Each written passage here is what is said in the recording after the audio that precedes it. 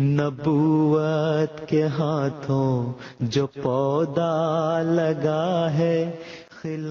حضرت امیر المؤمنین ایدہ اللہ تعالی فرماتے ہیں، یہ اس سلسلے کا وہ آخری 1000 سال ہے جس میں خدا تعالیٰ نے حضور صلی اللہ علیہ وسلم کی پیشگوئیوں کے عین مطابق آپ کی روحانی فرزند اور غلام صادق حضرت مسیح موعود علیہ السلام کو خاتم الخلفاء کے طور پر مبعوث فرمایا۔ حضور صلی اللہ علیہ وسلم کی پیشگوئیوں اور حضرت مسیح موعود علیہ السلام کے ارشادات سے یہی مستنبط ہوتا ہے کہ اللہ تعالیٰ کے فضل سے چونکہ یہ آخری 1000 سال حضرت مسیح موعود علیہ السلام کے ذریعے قائم ہونے والی خلافت احمدیہ حقہ اسلامیہ کا دور ہے، اس لیے اگر کسی وقت دنیا کی اصلاح کے لیے کسی مصلح کی ضرورت پڑی تو اللہ تعالیٰ حضرت مسیح موعود علیہ السلام ہی کے متبعین میں سے کسی ایسے شخص کو دنیا کی اصلاح کے لیے کھڑا کرے گا جو وقت کا خلیفہ ہوگا،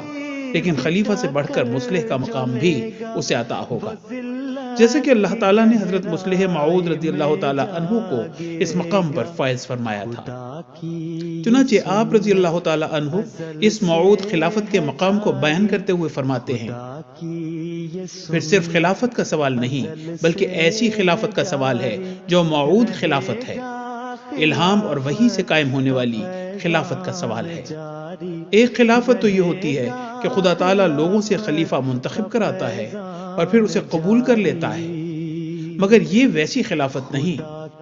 یعنی میں اس لیے خلیفہ نہیں کہ حضرت خلیفہ اول رضی اللہ تعالیٰ عنہ کی وفات کے دوسرے دن جماعت احمدیہ کے لوگوں نے جمع ہو کر میری خلافت پر اتفاق کیا، بلکہ اس لیے بھی خلیفہ ہوں کہ خلیفہ اول کی خلافت سے بھی پہلے حضرت مسیح موعود علیہ السلام نے خدا تعالیٰ کے الہام سے فرمایا تھا کہ میں خلیفہ ہوں گا، پس میں خلیفہ نہیں بلکہ موعود خلیفہ ہوں، میں مامور نہیں مگر میری آواز خدا تعالیٰ کی آواز ہے